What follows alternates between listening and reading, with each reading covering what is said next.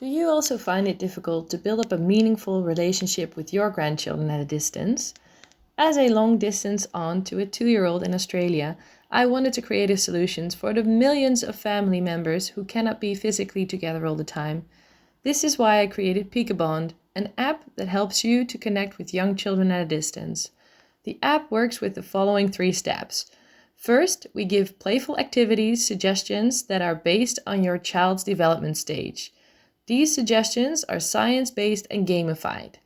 Secondly, you can create a private family circle. And finally, we'll let you send videos back and forth so you don't have to be live at the same time and save them in one spot for your grandchild to watch. We've got over 120 content suggestions. You can build a love bank for your grandchildren. And if you go to the Cool Grandpa website and look for the affiliate links, sign up for a newsletter with a lot of inspiring content, or you can try the app for free. Hey folks, I want to talk to you about this application Readio.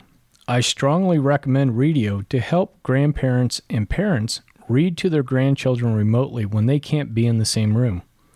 Whether you're living across the country, across the world, or you're just gone on a business trip, Readio makes it easy for you to read to those young ones when you're away.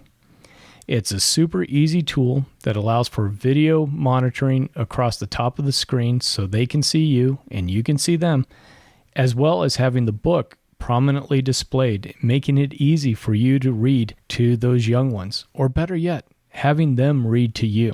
What I want you guys to do is go to cool-grandpa.us, look for the affiliate link for Readio, click on that link, and sign up today for your free trial.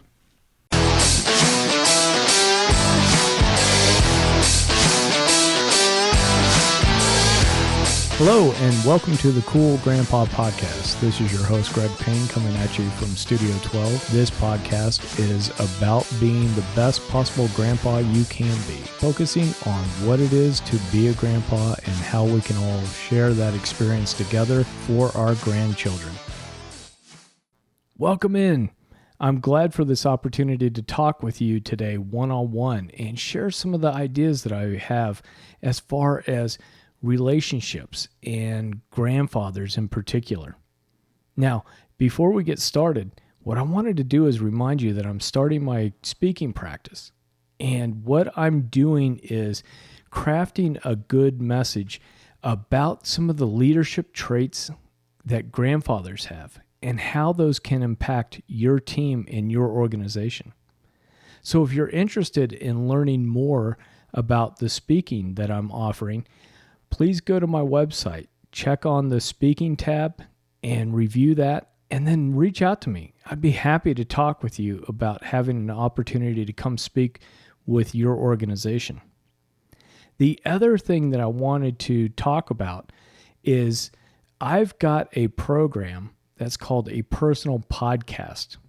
Now, this program is kind of unique in that I'm setting up this opportunity to have you and your family on a Zoom call where we can talk about your grandfather.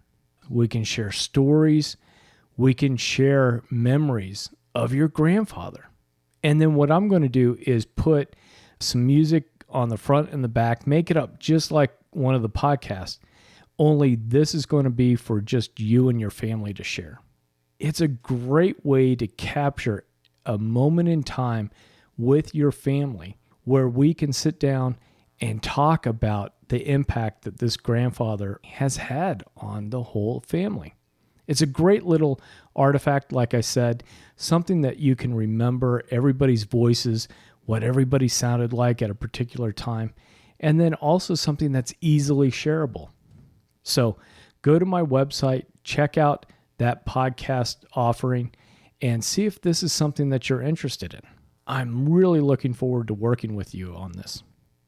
Now, as far as what we're going to be talking about today, is we're going to be talking about grandfathers as cheerleaders. Before you guys put me in a skirt with some pom-poms, that's not necessarily the type of cheerleading that I'm talking about. I'm talking about a grandfather that is cheering on the development and the growth of the grandchildren. And I know this is something that's really more or less a trait for any of us that are invested in our grandchildren.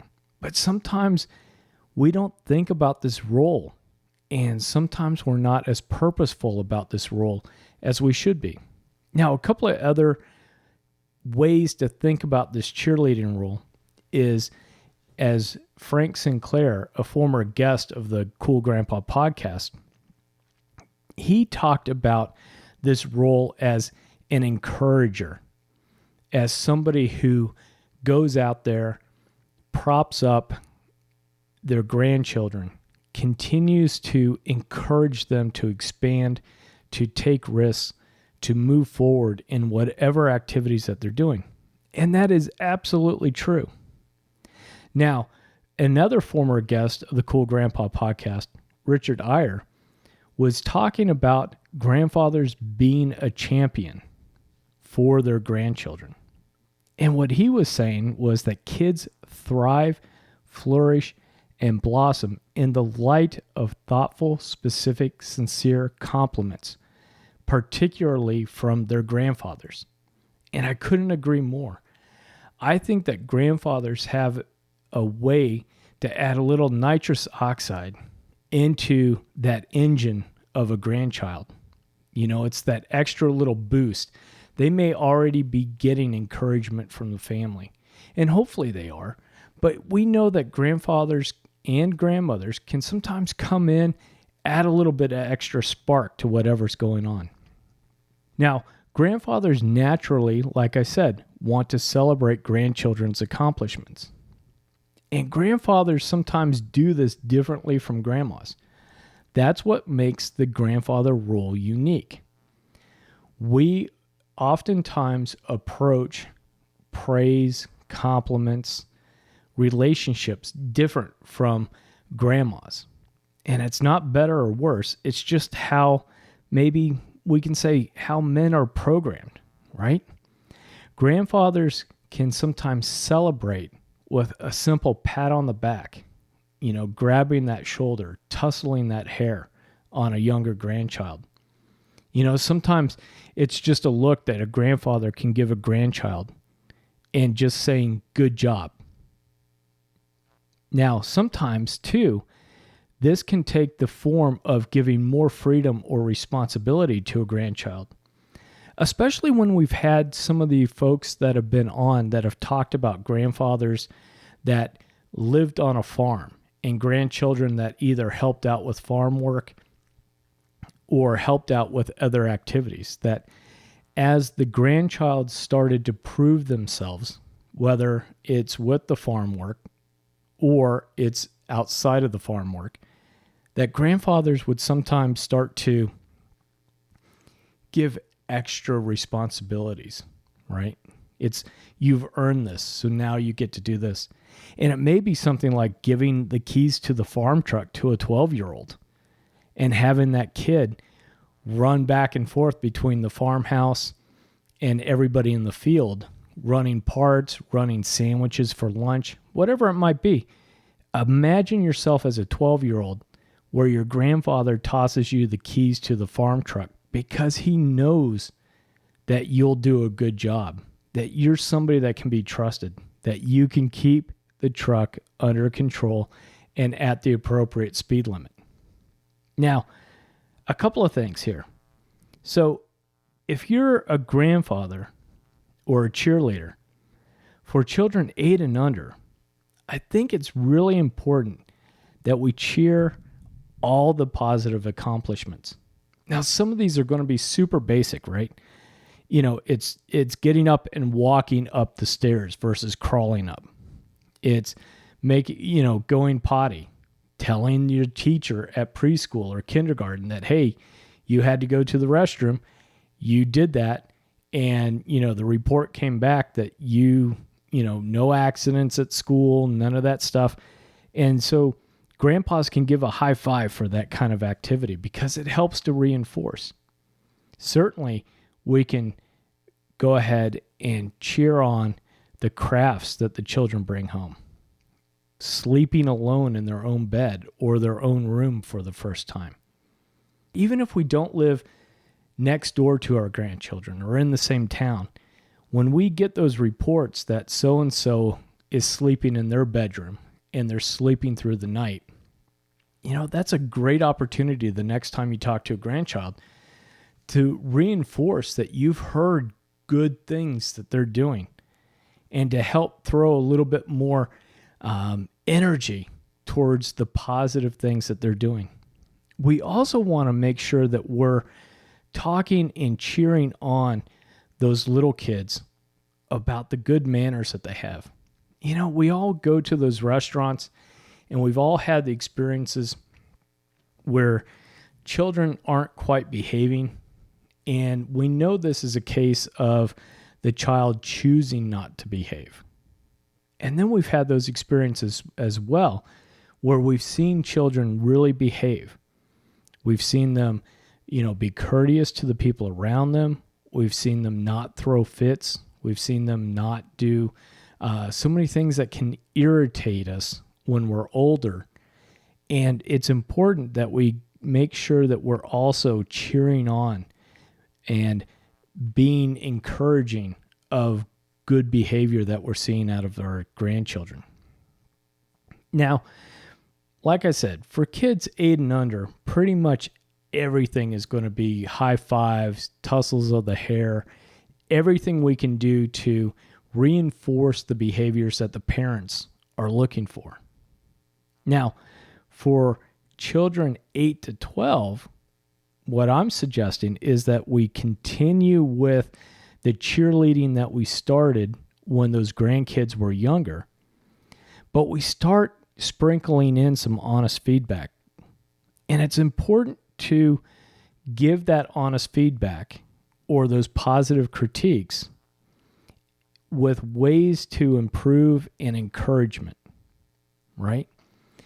8 years old to 12 years old, the kids are going to be able to start to compare and contrast their efforts and their results with the other kids in their class, on their little league team, their soccer team, band, whatever activities and whatever areas that there's other children being involved in are happening. And so while it's important for us to continue to cheer what's going on, it's also important that we start to give them some honest critique and some honest feedback because they want that. If they're passionate at 8, 9 years old about doing the best they can in T-ball or AA, and just so we're on the same page, AA for me means that you've started to get a pitching machine or even coach pitch, right? So if we have an 8, 9-year-old playing T-ball in AA with that pitching machine or coach pitch, and we want to cheer them on with what they're doing, but sometimes if they're struggling, making sure that we're giving honest feedback that's linked to ways to improve and ways to encourage really helps to establish us as somebody who can be trusted. That one, the grandchild knows that we've got their best interest at heart. And then two, they know that we're not going to sugarcoat everything. These kids know when they've had a really bad game and they went hitless, or they overthrew somebody, or they messed up on defense in soccer and completely, let the person dribble the ball past them and shoot and score on a goal when they should have been in a better position. They start to know these things at these ages. And we want to encourage that participation, but like I said, and I know I sound like a broken record here, give them that honest feedback. Don't try to BS these kids because they'll sense that. They know when they're not getting sincere communication. They know that when they go 0 for 4 at AA and they were striking out, they're just not hitting the ball, or they ground out, don't make it to first base, they know they've had a bad game. And if you tell them that they had a great game, that it was awesome and all of that, you're starting to drift into not being trusted, right? And as grandparents, we don't want to fall into that role. And as grandfathers, we don't want to be there because we need to maintain that trust with those grandchildren. And it only takes a few instances of not dishonesty, but, not being honest in our feedback and encouragement before they start to tune us out in certain areas. Maybe not every area, but in certain areas, we start to lose our credibility if we don't offer sincere encouragement and ways to improve. Now, one thing I definitely want to talk to you guys about is that it's very important and something that's we can all be guilty of sometimes is one-upping someone, especially a young child, with tales of our own challenges and then our own successes. Those kids don't want to hear that. There's a time and a place to introduce, hey, when I was your age, this is what happened to me. But at the time of a particular instance, or when you're walking out from a school recital and you heard that saxophone that they're playing squeak really loud and embarrass them, that's not the time to sit there and tell them about how good or how you struggled with band, because that's just, I don't know. It just feels like you're one-upping, right? You're using whatever happened to them as a way to talk about you and not being focused on that person. Now, for cheerleading for 12 and up, it's very similar. So each age group, we just keep building on, right? We keep wanting to encourage. We keep wanting to express how proud we are of them. But we start to introduce some positive critiques when they're starting to get to 8 to 12. And then 12 and up, it's very, very similar. But we start to add more into it. These young grandkids that it seems like just a week ago were brand new little babies coming home from the hospital are now starting to become teenagers and young adults. And their need and the way that we communicate with them changes. So with the verbal praise, we've got to find ways to mix in more responsibility and freedom with them. And this may be when they come to visit Grandpa's house, and maybe they're staying for a little while, that at 12 years old, you turn them loose with the lawnmower. And maybe you pay them a little bit of money, or maybe it becomes part of their participation in the family to help out Grandpa with cutting the grass. But what you're doing is you're showing them that you trust them and that they've earned that trust for the responsibility of cutting the grass in that particular instance. Make sure that when you cheer and you're encouraging them and that you're praising their efforts, that we encourage them to take bigger challenges, increase the size of their dreams, take bigger risks. I think one of the things that really comes to play in most education settings, and it's natural, right? Because if I risk something, I could lose something. But I think in a lot of education settings, the element of taking risks is taken down a notch. We don't encourage, I think in classroom settings, to take a risk on the science fair. We want to play it safe. Here's the areas. So that's why you end up with 10 volcanoes at the science fair, or 10 potato clocks at the science fair, right? We don't want to encourage that risk because, or I shouldn't say we don't want to encourage the risk. We want to encourage risk.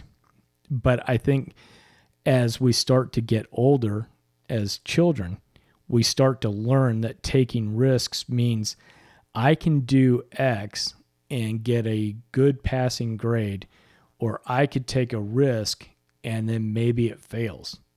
And so we start to pull back, and that continues on through the rest of our lives in many cases. So along with our praise, remember to give encouragement to take even bigger risks.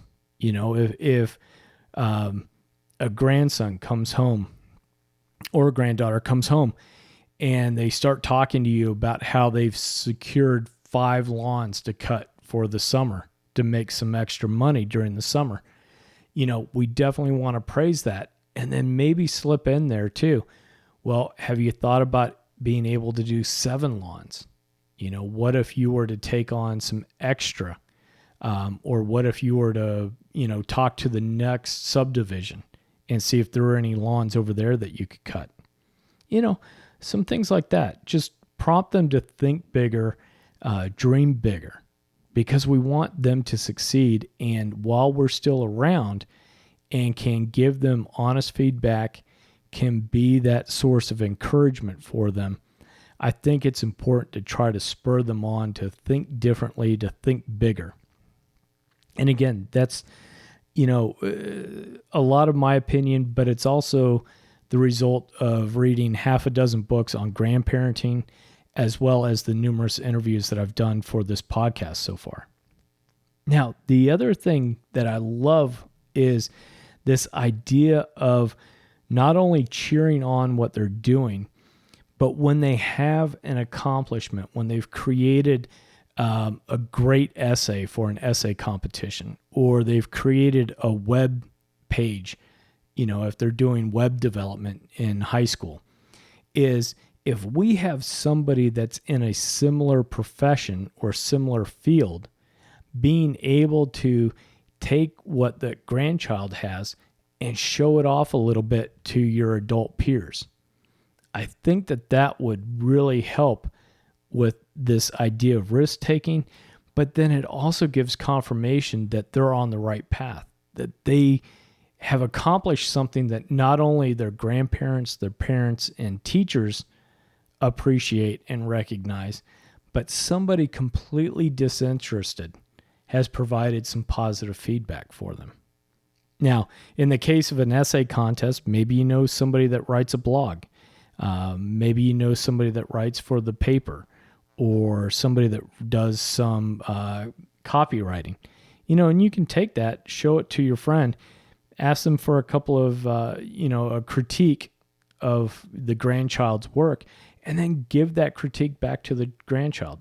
Now, obviously, if it's kind of getting ripped apart, you got to talk to your buddy and be able to go, hey, not for nothing, but this is a 16-year-old's work, not a 36-year-old professional's work. So make sure that it's appropriate feedback that you're giving from that trusted friend back to your grandchild. But I really think that that's a great way to be able to show them that people outside of their family and outside of, let's say, the quote regulars can see the work that they're doing, can enjoy and admire that, hey, they're on the right path. This is going somewhere. Now, the other thing too that I wanted to hit on is that, you know, as teens going into adulthood, we all need lots of encouragement. We are so awkward. We're so clumsy sometimes. We're so,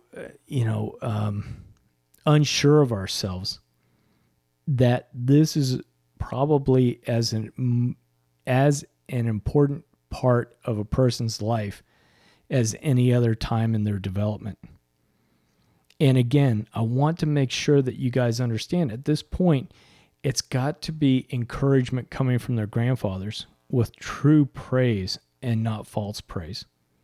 You know, we don't want to risk that 17, 18, 19-year-old sitting there listening to us, and we tell them how special and how wonderful they are. And they are.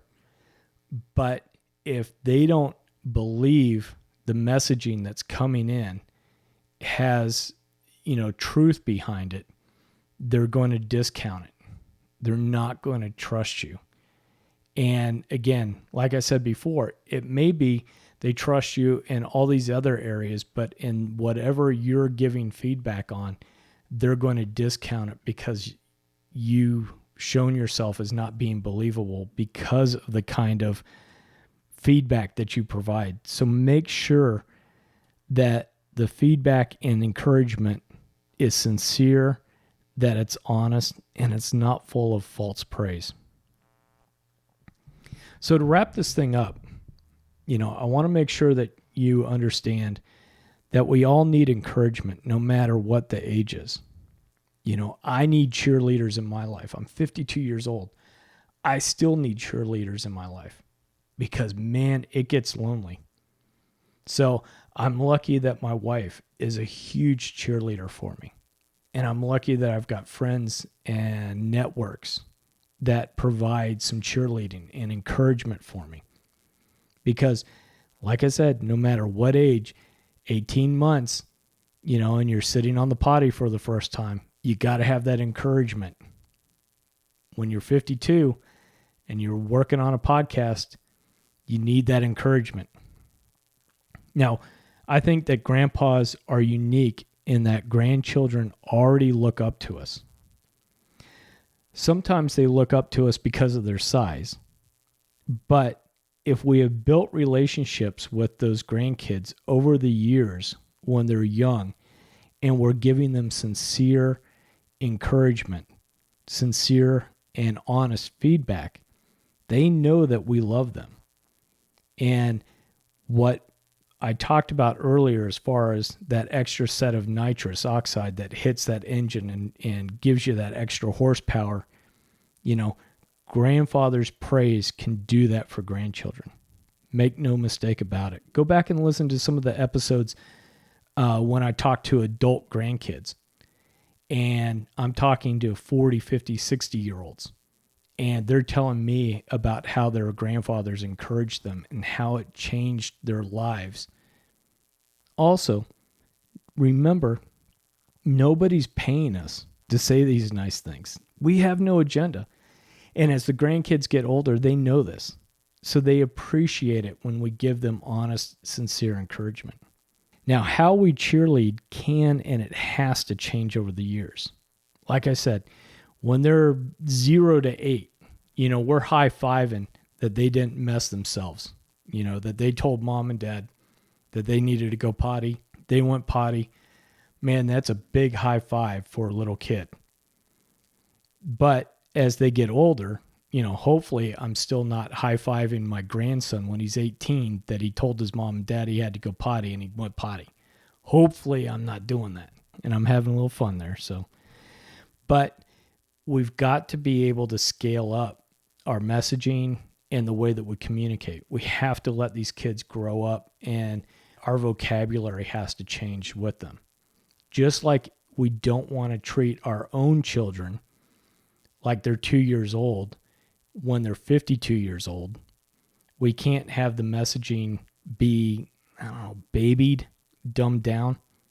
We need to meet them where they are, or maybe even a little bit above where they are. One of the things I thought about too as I'm wrapping this up is grandfathers can be very much like a seawall. And what I mean by that is the seawall around a harbor that can break the hardest waves of discouragement, of depression, of isolation and loneliness. And we can do that by cheering on our grandchildren. We can do that by cheering on family members that are struggling. We can do that by cheering on even our network. Now, I'm not a grandfather to my friends and my buddies, but I can take what I've learned about encouragement and cheerleading and share that around. Grandfathers as this role as a seawall, we prevent that erosion of their confidence, of their dreams and their souls. We're able to not entirely prevent all the bad things from happening and not prevent all the bad messaging that goes on, not prevent all the depression, anxiety, doubts. We can't do that, But what we can do is we can break that up a little bit.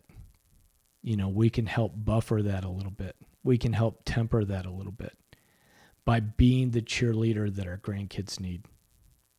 Let me know how you embrace this role of cheerleader with your kids.